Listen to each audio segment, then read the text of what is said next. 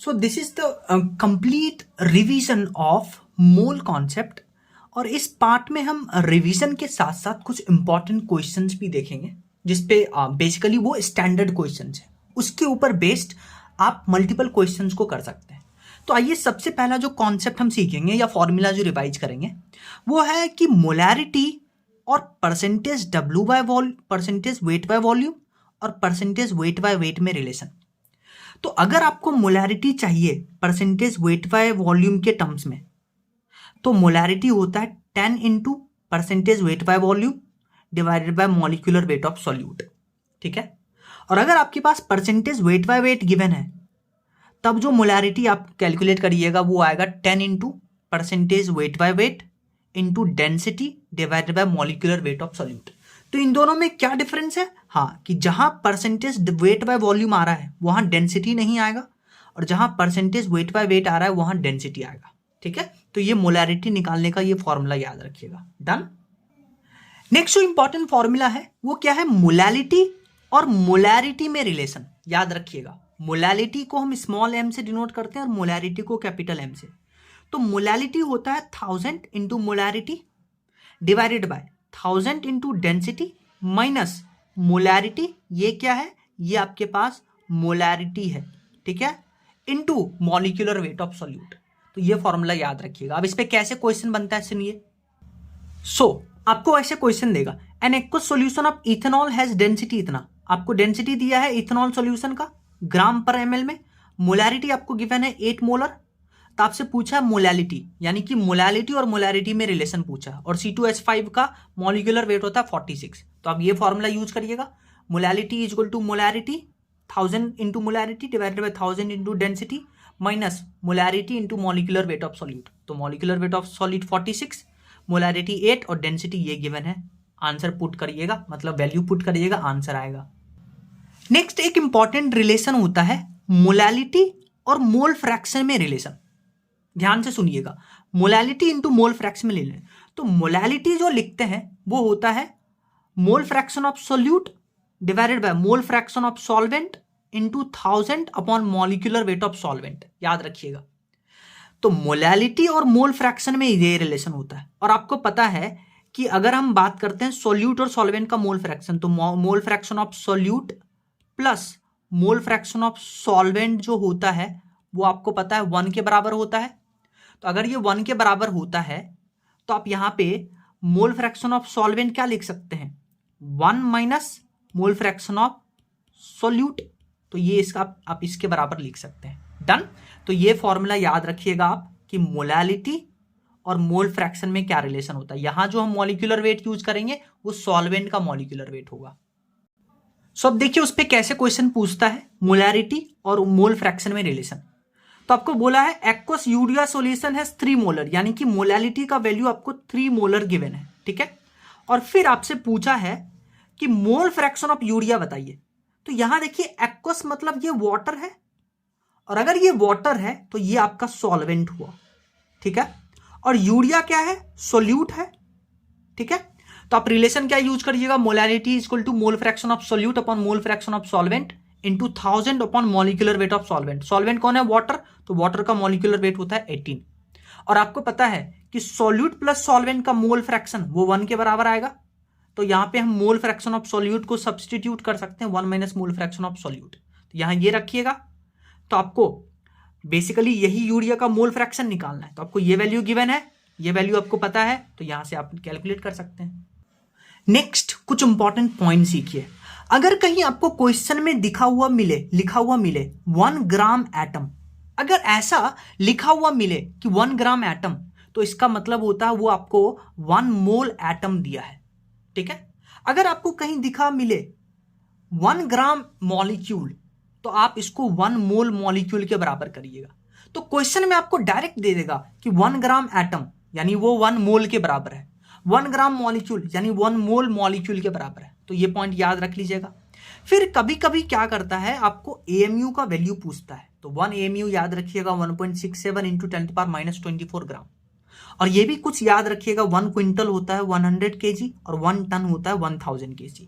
ठीक है। और अगर आपको वेपर डेंसिटी और मॉलिक्यूलर वेट में रिलेशन चाहिए तो ये होता है molecular weight of gas is equal to 2 times vapour density. तो मान लीजिए आपको कोई क्वेश्चन में किसी गैस का वेपर डेंसिटी गिवन है, तो आप यहां से मॉलिक्यूलर वेट कैसे निकाल सकते हैं, 2 से मल्टीप्लाई करके, ठीक है। नेक्स्ट एक इंपॉर्टेंट कॉन्सेप्ट सीखिए। मान लीजिए आपको गिवन है CH4 गिवन है, ठीक है, मीथेन गिवन है, और आपको बोला है कि इस मीथेन में जो कार्बन का परसेंटेज है वो आपको निकालना है कि कार्बन कितना परसेंटेज में है। तो आपको पता है मीथेन में एक कार्बन है, 4 हाइड्रोजन है।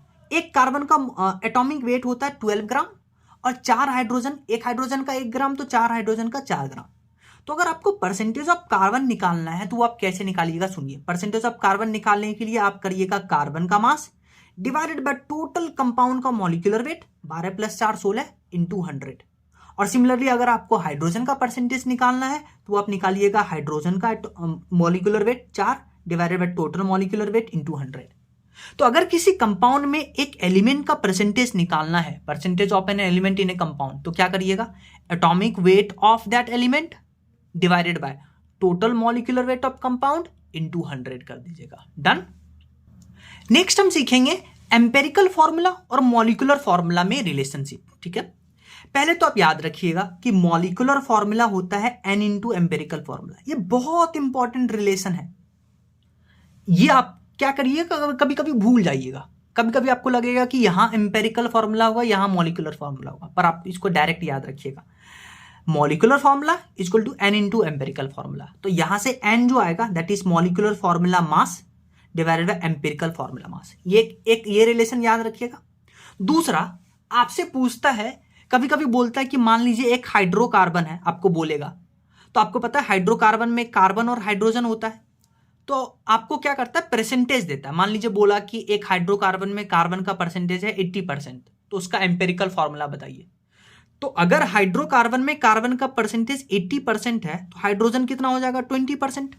डन, क्योंकि टोटल हाइड्रोकार्बन होगा 100%, तो कार्बन का 80%, तो हाइड्रोजन का 20%। अब आप ध्यान से सुनिए, जैसे ही आपको परसेंटेज दिया तो आप क्या करिए, इस परसेंटेज को इसका जो एटॉमिक वेट है उससे डिवाइड करिए। तो 80% डिवाइडेड बाय कार्बन का एटॉमिक वेट 12, हाइड्रोजन 20%, इसका एटॉमिक वेट 1, और फिर डिवाइड करने के बाद जो छोटा वैल्यू आएगा उस छोटे वैल्यू को आप दोनों से डिवाइड कर दीजिएगा। तो इसमें देखिए छोटा वैल्यू कौन है, छोटा वैल्यू ये है 80/12। तो अब आप क्या करिएगा, इस 20/1 में 80/12 से डिवाइड कर दीजिएगा। तो 20/1 डिवाइड करना है तो 80 × 12 डिवाइड करना है, और इसमें भी डिवाइड करना है 80/12, तो ये आ जाएगा 1, और ये वैल्यू कितना आ जाएगा, ये वैल्यू आएगा तो ये वैल्यू कैलकुलेट करके इसका सिंपल रेशियो लेना है, और सिंपल रेशियो लीजिएगा, वही आपके पास एम्पेरिकल फॉर्मूला आ जाएगा। और एक बार एम्पेरिकल फॉर्मूला आ गया तो आपको मॉलिक्यूलर वेट देगा इस हाइड्रोकार्बन का, तो यहां से n कैलकुलेट करिएगा। n एक बार कैलकुलेट हो गया तो एम्पेरिकल फॉर्मूला में n से मल्टीप्लाई करके आपके पास मॉलिक्यूलर फॉर्मूला आ जाएगा।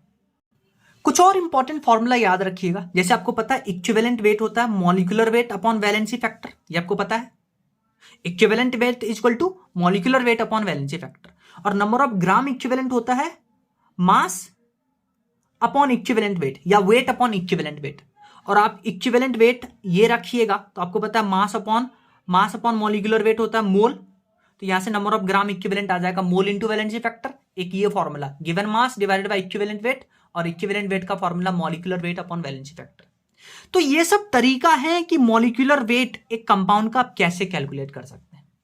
एक और तरीका होता है मॉलिक्यूलर वेट पता करने का, उस तरीका को बुलाते हैं हम Dulong's and Petit law. Dulong's and Petit's law, ये एक तरीका है मॉलिक्यूलर वेट कैलकुलेट करने का। आइए इस पर एक क्वेश्चन देखते हैं और इसको सीखेंगे कि कैसे कैलकुलेट करते हैं। सो ड्यूलोंग एंड पेटिट लॉ को समझने के लिए आप इस क्वेश्चन को देखिए। इस क्वेश्चन में आपको गिवन है कि एक मेटल है, एक मेटल का आपको स्पेसिफिक हीट इतना गिवन है, ठीक है, और इस मेटल का आपको इक्विवेलेंट वेट गिवन है 103.6। तो आपसे पूछा है calculate the exact atomic weight of metal, ठीक है, आपसे एग्जैक्ट एटॉमिक वेट पूछा है। तो अब हम क्या करते हैं, जब भी आपको स्पेसिफिक हीट दिखे क्वेश्चन में, तो पहले आप क्या करिएगा, ड्यूलोंग एंड पेटिट्स लॉ लगाइएगा। मैं आपको कुछ इंपॉर्टेंट पॉइंट्स बता देता हूं ड्यूलॉन्ग्स एंड पेटिट्स लॉ का। ड्यूलॉन्ग एंड पेटिट्स लॉ सिर्फ और सिर्फ सॉलिड पे एप्लीकेबल है, और सॉलिड में भी बेरिलियम, बोरॉन, सिलिकॉन और कार्बन को छोड़ करके। और ड्यूलॉन्ग्स पेटिट्स लॉ क्या कहता है कि अप्रॉक्स एटॉमिक वेट एक सॉलिड का आता है 6.4, approx 6.4 divided by specific heat. तो इस फॉर्मूले से स्पेसिफिक हीट रखिएगा 0.031, तो आपके पास अप्रॉक्स एटॉमिक वेट आ जाएगा। डन। एक बार अगर अप्रॉक्स एटॉमिक वेट आया तो अब आप क्या करिएगा, आपको पता है इक्विवेलेंट वेट का फॉर्मूला होता है molecular weight upon valency factor. तो यहां पे इक्विवेलेंट वेट आपको 103.6 गिवन है, और मॉलिक्यूलर वेट यहां से अप्रॉक्स कैलकुलेट करके आए हैं, तो यहां से वैलेंसी फैक्टर आ जाएगा। एक बार वैलेंसी फैक्टर आ गया तो जो एग्जैक्ट मॉलिक्यूलर वेट है वो वापस से यही फॉर्मूला आ जाएगा। एग्जैक्ट मॉलिक्यूलर वेट कितना होगा, equivalent weight into valency factor. यहां से वैलेंसी फैक्टर निकालिएगा, इक्विवेलेंट वेट आपको गिवन है तो आपको एग्जैक्ट मॉलिक्यूलर वेट आ जाएगा। नेक्स्ट इसमें एक कॉन्सेप्ट आता है स्टोइकियोमेट्रिक कैलकुलेशन वाला कॉन्सेप्ट। तो स्टोइकियोमेट्रिक कैलकुलेशन में मेनली आपसे एक तो नॉर्मल सवाल पूछेगा, एक आपसे कभी कभी पूछता है एक्सेस रिएजेंट बताइए उसका कितना अमाउंट है, तो उसको कैसे कैलकुलेट करते हैं वो सुनिए। मान लीजिए आपके पास एक रिएक्शन है 3A + 4B गिव्स 5C, और आपको A और B दोनों का मोल गिवन है। तो आपको अगर किसी भी रिएक्शन में दोनों रिएक्टेंट का मोल गिवन है तो आपको पता है पहले एलआर कैलकुलेट करना होता है। एलआर कैलकुलेट करने के लिए क्या करते हैं, साइड में जाते हैं, जो मोल आपको गिवन है डिवाइडेड बाय स्टोइकियोमेट्रिक कोफिशिएंट करते हैं, जो मोल आपको गिवन है डिवाइडेड बाय स्टोइकियोमेट्रिक कोफिशिएंट करते हैं। तो यहां से जो छोटा वैल्यू आया, देखिए ये 3 आएगा, ये 5 आएगा, तो छोटा वैल्यू कौन है ये, तो ये एलआर हो जाएगा। ये अगर एलआर है तो जो बाकी बचा रिएक्टेंट होगा वो एक्सेस रिएजेंट होगा। अब सुनिए कैसे कैलकुलेट करना है। आप क्या करिए, जो आपको गिवन मोल है ना, तो आप क्या करिए 9 - 3x कर दीजिए, क्योंकि एलआर जो होगा इसका कुछ कंज्यूम होगा इन दोनों का और इसका कुछ बनेगा। तो 9 - कुछ कंज्यूम हुआ तो 9 - 3x, स्टोइकियोमेट्रिक कोफिशिएंट 3 है, केमिकल इक्विलिब्रियम में भी ऐसा करके आते हैं। तो 9 - 3x इसका 20 - 4x इसका ऐसे लिखिएगा, और इसका 5x बनेगा क्योंकि ये प्रोडक्ट है। अब सिंस ये एलआर है तो ये पूरा कंज्यूम होगा, तो आप क्या करिएगा 9 - 3x को 0 कर दीजिएगा, तो यहां से आपके पास x आ जाएगा। तो जो बचा है वो उसी को एक्सेस रिएजेंट बुलाएंगे, तो x का वैल्यू यहां पुट करिएगा तो एक्सेस रिएजेंट का वैल्यू आ जाएगा, यहां प्रोडक्ट कितना बना वो भी आ जाएगा। अब इसको सीखने के लिए कैसे अप्लाई करेंगे, क्वेश्चन देखिए। आइए क्वेश्चन देखिए। क्वेश्चन में बोला है आपको कि मैग्नीशियम को हम क्या करते हैं, ऑक्सीजन में बर्न करते हैं, ठीक है, एक क्लोज्ड वेसल में। तो आपको बोला है कि कौन सा रिएक्टेंट एक्सेस में बचा और कितना बचा, यानी एक्सेस रिएजेंट के बारे में आपसे पूछा है। और मैग्नीशियम का आपको 1 ग्राम गिवन है और ऑक्सीजन का 0.56 ग्राम गिवन है। तो आपको क्या करना है, देखिए दोनों रिएक्टेंट का आपको कॉन्सेंट्रेशन गिवन, मास गिवन है। तो आप पहले क्या करिए, इसका मोल निकालिए। मोल कैसे निकलता है, given mass divided by molecular wait. mg का मॉलिक्यूलर वेट आपको गिवन है 24, तो इसका मोल आ गया 0.04। सिमिलरली इसका मोल कैलकुलेट करिएगा, given mass divided by molecular wait 32, तो इसका मोल आ गया 0.07। अब आप चेक करिए, दोनों रिएक्टेंट का दिया है तो आपको एलआर कैलकुलेट करना है। एलआर के लिए क्या करिएगा, साइड में जाइएगा, given mole divided by stoichiometric coefficient, given mole divided by stoichiometric coefficient. अब आप देखिए इन दोनों में से कौन छोटा वैल्यू है, ये। तो ऑक्सीजन क्या है आपके पास, ऑक्सीजन क्या है, एलआर है, और जो बचा वो एक्सेस रिएजेंट है। तो आपको एक्सेस रिएजेंट ही पूछा है, तो एक तो एक्सेस रिएजेंट कौन है, मैग्नीशियम। तो यहां आंसर क्या होगा, मैग्नीशियम। ये दोनों आंसर तो खत्म, क्योंकि आपके पास एक्सेस रिएजेंट के बारे में पूछा है। अब आप एक्सेस रिएजेंट कैसे निकालिएगा, ध्यान से सुनिए। अब आप क्या करिएगा, जो आपके पास मोल है -2x, 0.04 - 2x और 0.017 - x इक्वल टू 2x, ठीक है। और ये एलआर है तो ये कंज्यूम होगा, तो इसका वैल्यू 0 रखिएगा, तो यहां से x का वैल्यू आएगा, ये x का वैल्यू आप यहां पुट करिएगा, तो आपके पास एक्सेस रिएजेंट का वैल्यू आ जाएगा, ठीक है।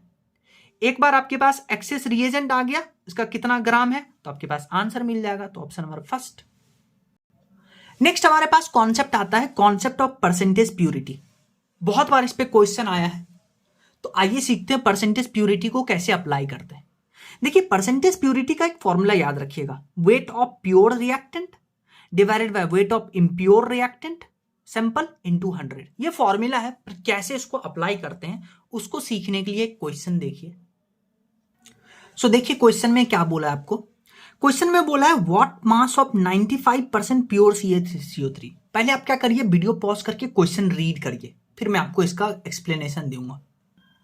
क्वेश्चन में आपको बोला है कि CaCO3 का कितना मास चाहिए ताकि HCl का आपको डाटा गिवन है 0.5 मोलर और 50 ml को न्यूट्रलाइज कर सके इस रिएक्शन के अकॉर्डिंग। ठीक है, आपको देखिए यहां जो 95% प्योर दिया है, परसेंटेज प्योरिटी का ये क्वेश्चन है।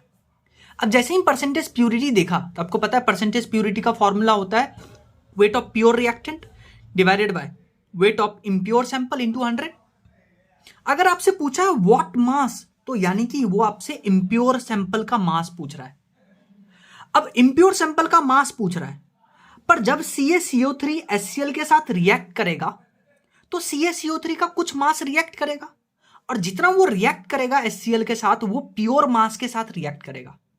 ठीक है, तो आपको परसेंटेज प्योरिटी गिवन है 95%, ये कैलकुलेट करना है, और ये आपको according to the given data pure CaCO3 calculate करना है। अब आइए देखिए कैसे कैलकुलेट करेंगे। आपने रिएक्शन लिखा, रिएक्शन निकालने के बाद बैलेंस रिएक्शन है तो हम इसका और इसका मोल divided by stoichiometric coefficient equal कर देंगे। इसका मोल डिवाइडेड बाय इसका स्टोइकियोमेट्रिक कोएफिशिएंट, इसका मोल डिवाइडेड बाय इसका स्टोइकियोमेट्रिक कोएफिशिएंट।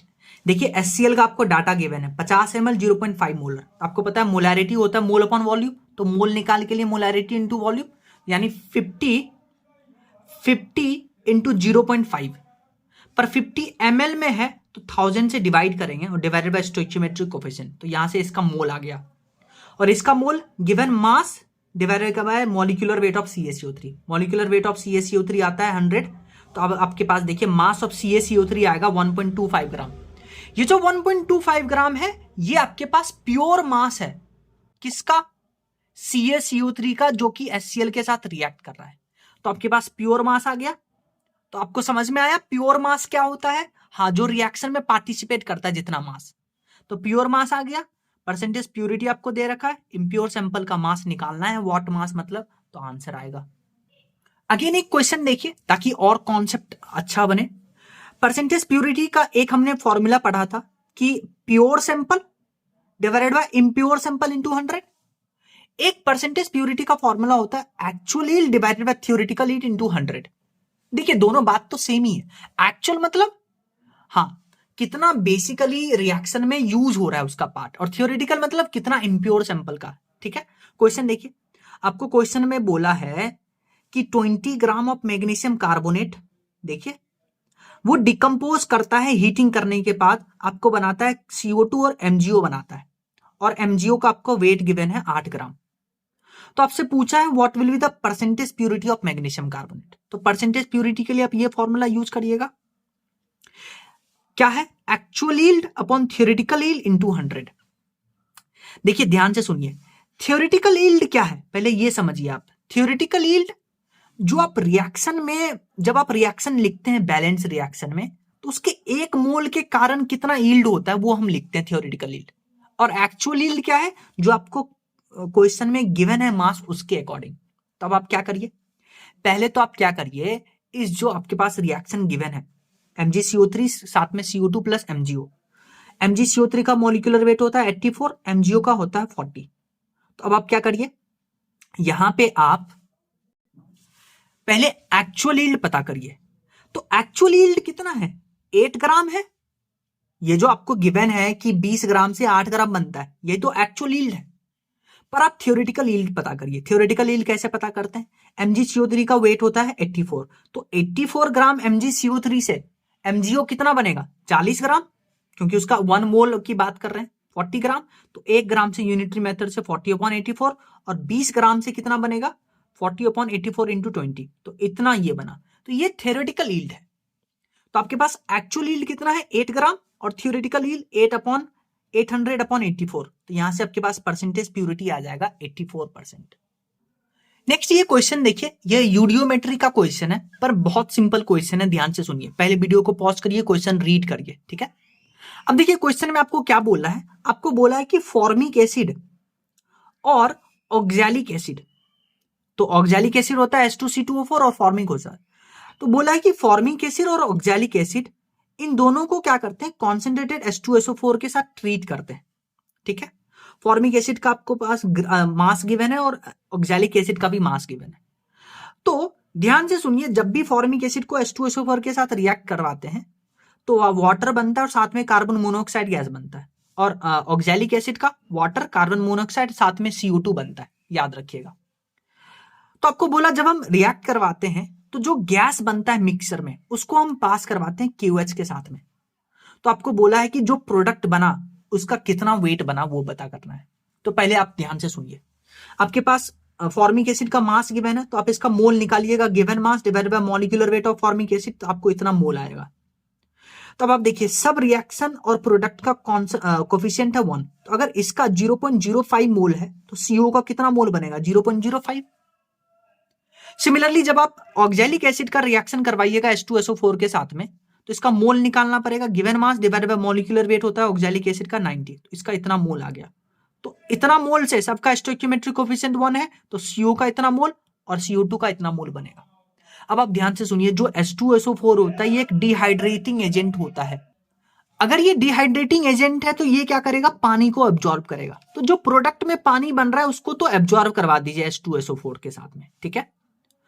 और जो KOH आप यूज कर रहे हैं, KOH क्या करता है, CO2 को एब्जॉर्ब करता है। फोटोसिंथेसिस में भी पढ़ते हैं ये रिएक्शन, एक्सपेरिमेंट जो पढ़ते हैं, तो CO2 भी गायब।